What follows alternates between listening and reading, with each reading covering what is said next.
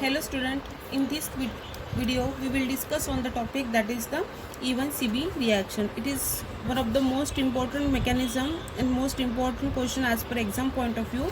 So let us see about the E1CB reaction. Okay, so let's see the introductory part of the E1CB reaction. This is the third mechanism of beta elimination. Okay, हम beta elimination देख रहे हैं तो ये third mechanism है beta elimination का.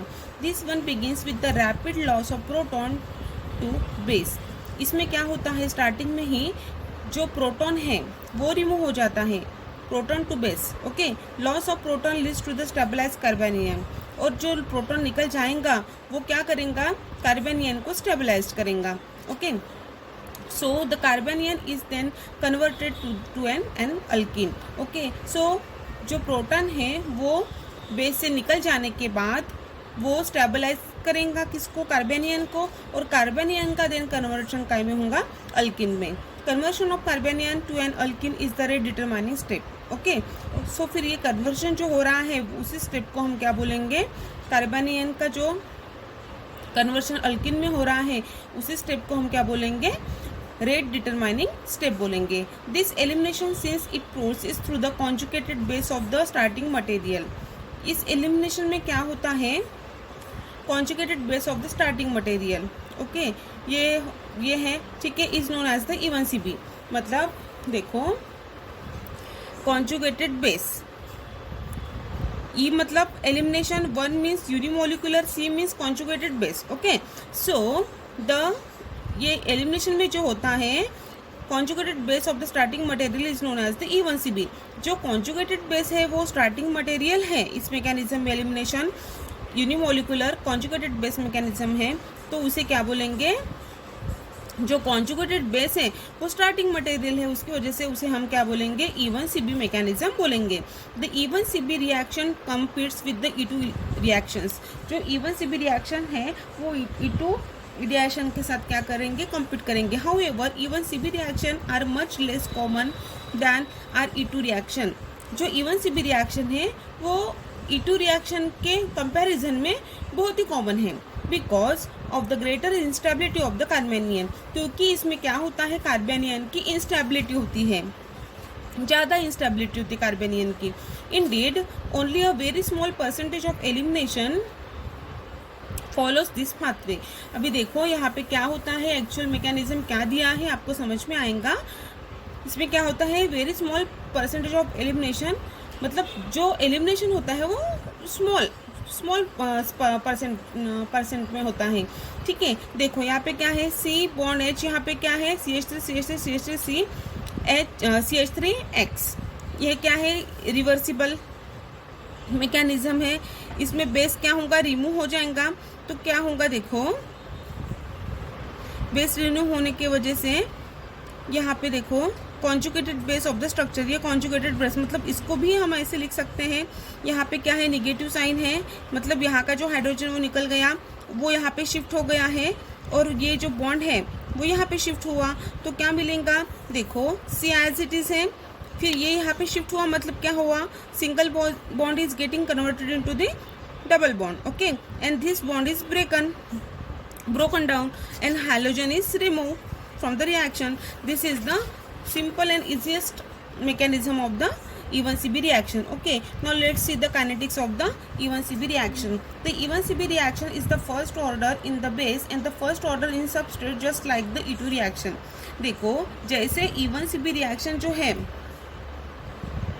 वो first order है in the base and the first order in the substrate, just like जैसे E2 रिएक्शन हमने देखी थी प्रीवियस वीडियोस में, हमने डिस्कस किया है कि E2 मैकेनिज्म में क्या होता है. आपने यदि वीडियो देखा होगा तो आपको पता रहेगा. ठीक है, जैसे उसमें क्या है, फर्स्ट ऑर्डर रिएक्शन है E2 एलिमिनेशन, वैसे ही क्या ये फर्स्ट ऑर्डर रिएक्शन है. सो द रेट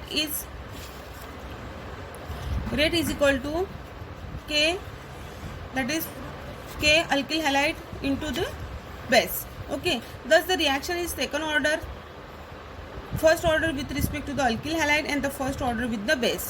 देखो इस यहाँ पे दो दिए हैं, सेकंड ऑर्डर दिए हैं, but first order with respect to the alkyl halide and first order with the base. Okay, but the reaction is unimolecular reaction देखो यहाँ पे E1 लिखा है ना, E1 मीन्स मैंने पहले ही आपको बताया है कि 1 मीन्स यूनिमोलिकुलर। सो क्या होगा, ये यूनिमोलिकुलर रिएक्शन है because the velocity depend only on the concentration of the conjugated base of the substrate. Because क्या है, उसका रीजन ये है कि जो वेलोसिटी है रिएक्शन की, जो वेलोसिटी डिपेंड है वो concentration of the conjugated base of the substrate के ऊपर क्या है, डिपेंड है। This is the kinetic of the E1CB mechanism. और उसमें आगे क्या बोल रहे हैं, देखो, the use of the deuterium labelling can be helped to distinguish the E1CB reaction from the E2 pathway, and the E2 reaction is carried out in the solvent which could act as a deuterium source, and the reaction is interpreted before is gone to the completion, and recovered starting material is free from the any deuterium। देखो यहाँ पे क्या बताया है कि the use of the deuterium labelling can be distinguish E1CB reaction. जो deuterium की labelling की है वो क्या कर रहा है, E1CB रिएक्शन को डिस्टिंग्विश करने के लिए, बाइफरगेट करने के लिए ये पाथवे यूज हो रहा है। यहाँ पे ये E2 पाथवे हम देख रहे हैं, ठीक है। वो क्या बोल रहे हैं, if an E2 reaction is carried out, यदि E2 मीन्स एलिमिनेशन बायोमोलिकुलर रिएक्शन यदि होती है out in a solvent which could acts as a deuterium source, वो ड्यूटेरियम सोर्स करके एक्ट होता है, and the reaction is interrupted before it has gone to the completion. और रिएक्शन में क्या होता है, इंटरप्शन होता है वो कंप्लीट होने से पहले ही, ठीक है। Recovered starting material is free from any deuterium, this happen. और क्या होता है, जो रिकवर्ड स्टार्टिंग मटेरियल है वो ड्यूटेरियम से फ्री होता है। This happens because there is no way by which deuterium could become incorporated into the starting material. Okay, so यहाँ पे देखो क्या है, E2 पाथवे में वैसे ही रिएक्शन है। यहाँ पे क्या है, KOD और C2, ये क्या है, ड्यूटेरियम है, ठीक है। लेकिन ये इन प्रेजेंस ऑफ दिस ये रिएक्शन नहीं हो रही है, ठीक है। यहाँ पे क्या बोले, any reaction which involves the carbanion as an intermediate, यदि किसी भी रिएक्शन में कार्बेनियन एज ए इंटरमीडिएट करके यूज होता है, on the other hand should produce recovered starting material labelled with the deuterium. तो हम क्या बोलेंगे, उसे ड्यूटेरियम को हम लेबल कर सकेंगे, which occurs in those reaction presume to be E1CB। वैसे ही E1CB में आएंगे। अभी देखो इसमें आपको दिया है, इस मैकेनिज्म में क्या है, देखो क्या है, C bond H CH3 CH3 C CH3 CH3 and X, okay. और यहाँ पे क्या है, इन प्रेजेंस ऑफ ड्यूटेरियम KOD, ये रिएक्शन में क्या हो रहा है, ये बॉन्ड यहाँ पे शिफ्ट हुआ है, यहाँ पे नेगेटिव साइन आया है, ओके। और क्या है, बाकी का बिल्कुल एज इट इज है। इन प्रेजेंस ऑफ D2O क्या होगा, यहाँ पे D आ जाएगा, बराबर है। This incorporation is also confirmed by the first step is reversible step. देखो यहाँ पे क्या हो रहा है, जो फर्स्ट स्टेप है वो क्या है, रिवर्सिबल स्टेप है। यहाँ पे देखो, the reaction of 1,1 dichloro 1 deuterium 2,2,2 ट्राइफ्लोरोइथेन, यदि हम देखते हैं तो उसमें बीटा एलिमिनेशन हो रहा है विच फॉलोज द E1CB मैकेनिज्म, वो E1CB मैकेनिज्म फॉलो कर रहा है, ठीक है। By starting with the deuterium substrate the carbanion can be trapped using the OH and HOH।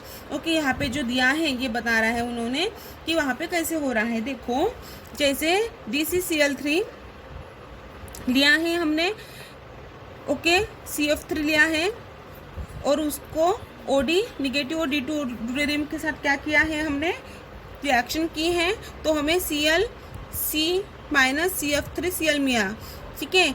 वो stabilise by the d orbitals of the Cl and strong I group CF3 ये हैं, ठीक है। वो हमें क्या देगा, CCl2 बराबर है और CF2 प्लस F, ऐसे होगा ये। और यहाँ से OH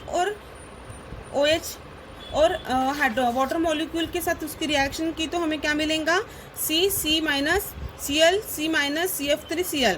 और उसकी फिर से रिएक्शन हम जब हाइड्रोजन वाटर के साथ करते हैं तो हमें HCCl2 एंड CF3 मिलेगा, okay. This is what the mechanism of E2 pathway, okay.